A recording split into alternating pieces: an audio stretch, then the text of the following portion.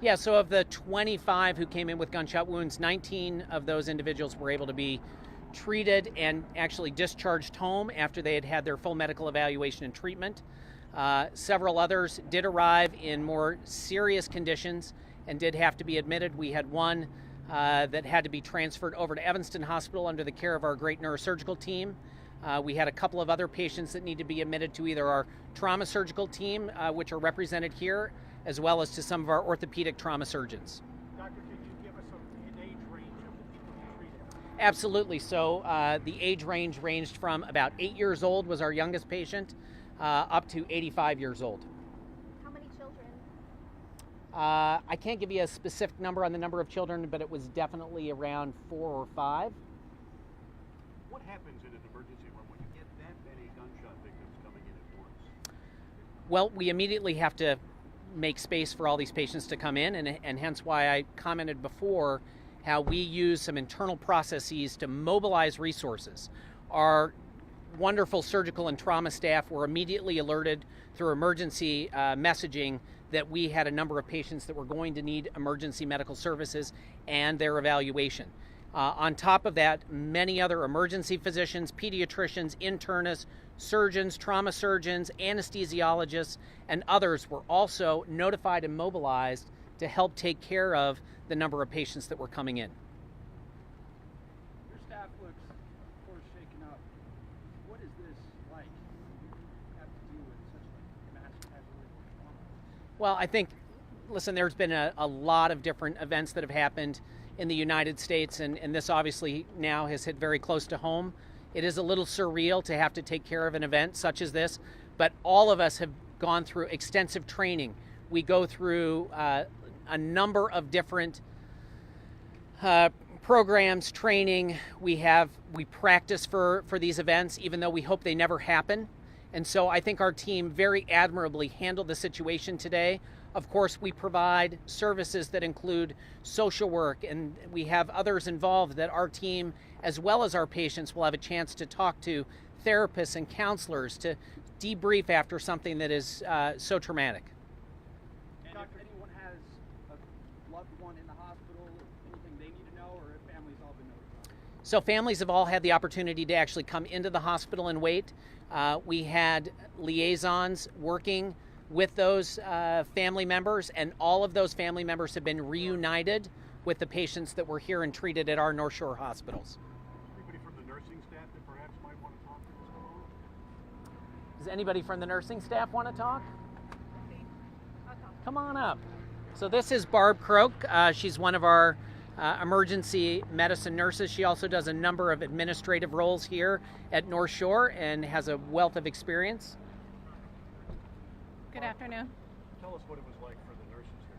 So we have an amazing team of nurses who every day give 1,000% of their time and talent to their profession. They all immediately go into emergency mode, and they are trained in trauma and pediatric care as well. They have extensive training. They're amazing people. They showed their proof in COVID, and now with this absolutely upsetting and tragic mass shooting, they came to the call to duty. They were fantastic. Multiple nurses taking care of one patient at a time because there's family members. Emotional support is needed, advanced trauma care, advanced emergency care, EMS personnel. So amazing squad of nurses, very proud of them. I'm very, very thrilled to call them my colleagues. Yes. To clarify some of the numbers, you said 26 patients were taken here, 25 had gunshot wounds, and then 19 were discharged, but one person was taken to Evanston. Yeah, so actually we had two patients that were transferred to Evanston, one of them to get further neurosurgical care. One of them was also a pediatric patient, and so our inpatient pediatric unit is over at Evanston Hospital. We had another patient who was transferred over to Skokie Hospital, which is our orthopedic specialty hospital, and another patient who was transferred down to Comer Children's Hospital after getting some emergency surgery. I would also like to add that our nursing staff were phenomenal, but the gentlemen that stand behind me here and ladies that stand behind me provided amazing emergency surgical and orthopedic care. With me is Dr. Talamonte and Dr. Andy Agos, who helps run our trauma surgery program, and the response that they made, the time in which they arrived to help support and take care of these patients was absolutely phenomenal. Dr. Talamonte, could we speak to you for just a moment? Sure. You were off-site when the initial call came in. Yes, sir. Tell me what happened at that point. I got a text message that there had been a mass shooting in Highland Park, and could I call Highland Park Hospital, which I did, and talked to the chief of surgery there, John Lynn, who was actually out of town but got the first call. And when I heard that there was a mass shooting, I made sure that we had our full trauma team mobilized. They already were here. All the trauma surgeons came in, even the ones that weren't on call this weekend. So they had already come to Highland Park. And as Dr. Temple said, some of those patients were stabilized and transferred to Evanston. There was one patient who underwent exploratory surgery at Evanston for a gunshot wound, and that patient was being operated on by the trauma surgeons there. And then there was a child who was shot and injured here that was too unstable to transfer. So the trauma surgeons and the anesthesiologists and the nurses, all of whom did an extraordinary job, really nothing short of heroic. They stabilized that patient, repaired the injuries that needed to be repaired, and that child is now en route to the University of Chicago by helicopter to the Children's Hospital at the University of Chicago. So two patients that have been operated on thus far. There are other patients with soft tissue injuries and orthopedic injuries that will require some surgery, but not in terms of loss of life or limb. Those patients have been taken care of and are stabilized, and one's transferred, one's down at Evanston. May I just ask, how many patients are still currently here? I'm sorry? How many patients are still currently being treated here? So actually currently there are only 2 patients who are still here that are admitted to the hospital for further care and treatment. All other patients have been discharged at this point or transferred to other facilities. Yep. Two. 2. What are their conditions? They're stable. They're stable. Dr. Talamonte, as a doctor, I mean, your first concern is treating the patient. What do you think about when you go through something like this? You see your colleagues Yeah. have to go through something like this. It's a tough question to answer. Obviously, there's a lot of emotions, but these trauma surgeons, I mean, their reflexes are extraordinary. They know exactly what to do. The nurses are crackerjack nurses. So you stand in awe at their competency and their professionalism, but it breaks your heart to see people, innocents, essentially wounded. And then you see the heroic effort to save their lives, and it's a tough day, but a good day. We took care of sick people. Our doctors and our nurses did a great job. Any stories you can think of about something a patient may have said to you while you were treating them or advising them? I was really up in the operating room most of the time. The young doctors, the emergency room doctors, I think they encountered the blunt of the emotions and the families. And again, credit to them. Credit to them.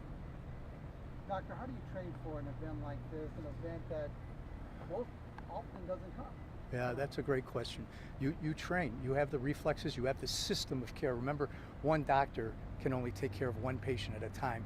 But when you see these kind of mass casualties, the system has to respond, and those reflexes have to be exercised. They have to be tested, and the system responded appropriately. The blood bank, the emergency room, the radiology department, the anesthesiology department, everybody came to either Highland Park or Evanston.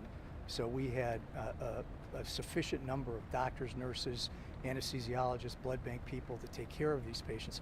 But the system has to have those quick reflexes, and you have to practice that, and you have to prepare for that. That doesn't happen by accident. Thank you. Thank you very much. Any last questions? Please go over the numbers one last time. Yeah, so Highland Park Hospital had a total of 26 patients that arrived either by ambulance or by private vehicle. 6 patients were taken to Evanston Hospital, and 4 patients were taken to Glenbrook Hospital. There were also additional patients that were taken to other hospitals that are not part of the North Shore system, particularly Lake Forest Hospital. We have 2 patients here in stable condition. We have 2 patients that are currently admitted in stable condition, correct? And you said of the pediatrics, one was taken to Evanston, another to Comer. Correct. So one pediatric patient was transferred over to be admitted at Evanston Hospital, and the other one was taken via helicopter down to the University of Chicago Comer Hospital. Thank you. All right. Thank you, guys. Good job. I'll take the name tag. Rickham Temple? Yes. The other doctor's name? His name is Mark Talamonti. Talamonti? Yeah. Talamonti. Great, thank you. Yep. Dr. Burlington? Yes. Yep. Dr. Mark.